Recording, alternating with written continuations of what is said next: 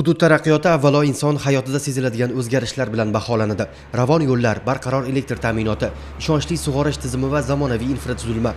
Bularning barchasi mahallalarning bugungi qiyofasini belgilab, ertangi rivojlanish uchun mustahkam zamin yaratadi. Peshku tumanida amalga oshirilayotgan bunyodkorlik ishlari ham aynan shu maqsadga xizmat qilmoqda. Joriy yilda Peshku tuman obodonlashtirish boshqarmasiga ichki yo'llarni ta'mirlash uchun 4 milliard 400 million so'm mablag'lar yo'naltirildi. Ushbu mablag' evaziga 46 kilometr ichki yo'llarni shag'allashtirish hamda 2447 kvadrat metr hajmdagi yo'llarni joriy ta'mirlash ishlarini amalga oshirish belgilangan. Rejaning dastlabki natijalari Xorkash mahallasida yaqqol namoyon bo'lmoqda. Bu yerda 2212 metr ichki yo'l 200 million 32 ming 98 so'm mablag' evaziga shag'allashtirilib foydalanishga topshirildi. Bu nafaqat yo'l sifati yaxshilangani, balki mahalla aholisining kundalik hayotida qulayliklar ortayotganidan dalolat beradi.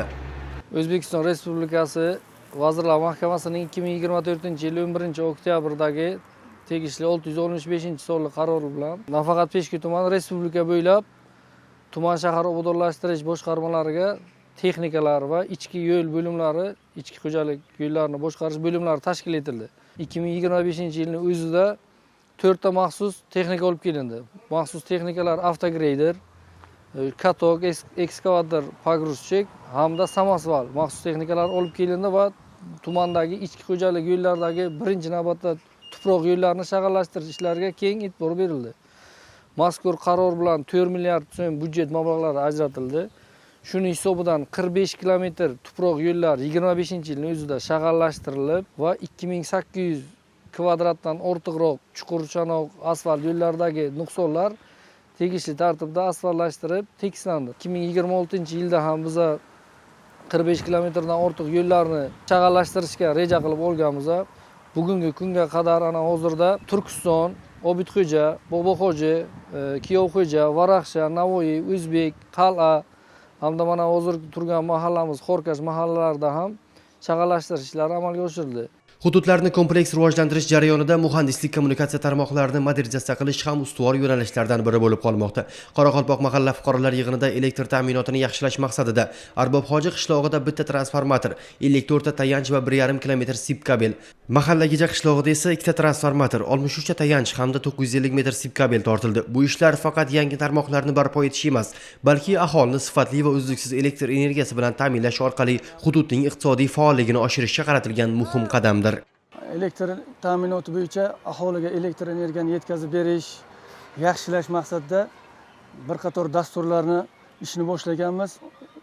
Birinchidan 2026-yil davlat dasturlari bo'yicha Yangi O'zbekiston qiyofasidagi mahalla, og'ir tumanlar mahalla dasturi bo'yicha 621 dona temir beton tayanchi o'rnatish ishlari davom etmoqda.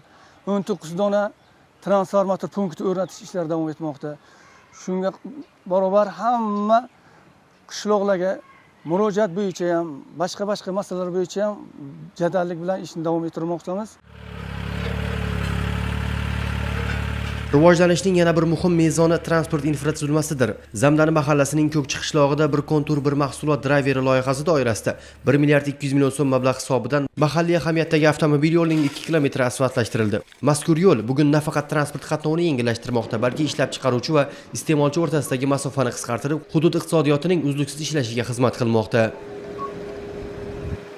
Peshku tumani hududidan o'tuvchi 80V014 avtomobil yo'lining 0-7 kilometr oralig'ida drayver dasturiga asosan 2 kilometrdan oshiqroq yo'l asfaltlashtirildi. Bu yo'l shu yerdagi yashayotgan aholining ko'p yillik murojaati inobatga olingan holda drayver dasturiga qo'yilib, sifatli qilib asfalt bosilib, foydalanishga topshirildi. Bu qurilish ishi 1 oy oldin boshlanganda, 1 oyning ichiga o'zi 15 kunlik srok berilganda, 1 oyning ichiga biz ishlarni 100% tugatib, sifatli qilib foydalanishga topshirdik. Kelgusida shu fuqaro murojaati bilan yana ishlashga davom etamiz.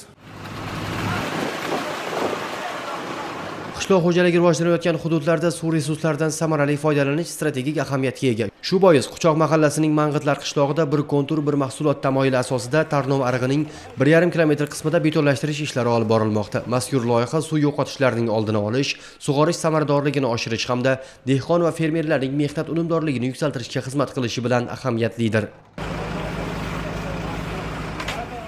Olaborodda ishlar uchun xalqimizning ruhiyati juda baland. Ana bir 3 kilometr asfalt bosdik qishlog'imizga, yangi asfalt. Bundan ham ortiq baxt bormi? yo'llarimizni ravon qildilar.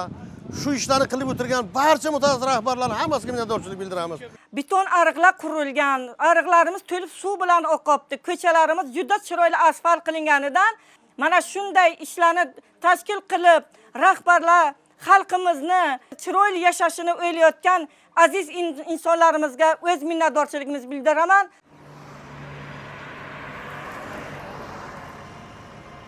Yo'l, elektr va suv infratuzilmasida amalga oshirilayotgan bu kabi loyihalar bir-biridan alohida tashabbuslar emas. Ular yagona maqsad: mahallalarda munosib yashash sharoitini yaxshilash, tadbirkorlikni rivojlantirish, aholi bandligini ta'minlash hamda hududlarning iqtisodiy salohiyatini mustahkamlashga qaratilgan kompleks islohotlarning uzviy qismidir. Muhimi, bunyodkorlik ishlari nafaqat bugungi ehtiyojni qondirish, balki kelajak taraqqiyoti uchun mustahkam infratuzilma yaratishga xizmat qilmoqda.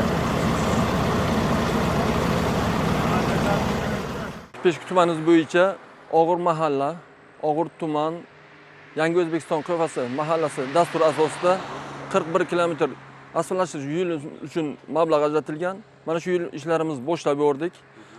Mana bu hozir ayni vaqtda Peshku tuman markazidan o'tuvchi Yangi bozor mefida tegishli bo'lgan yo'limizda piyodalar yo'lakchasi qurilmoqda 980 metrda.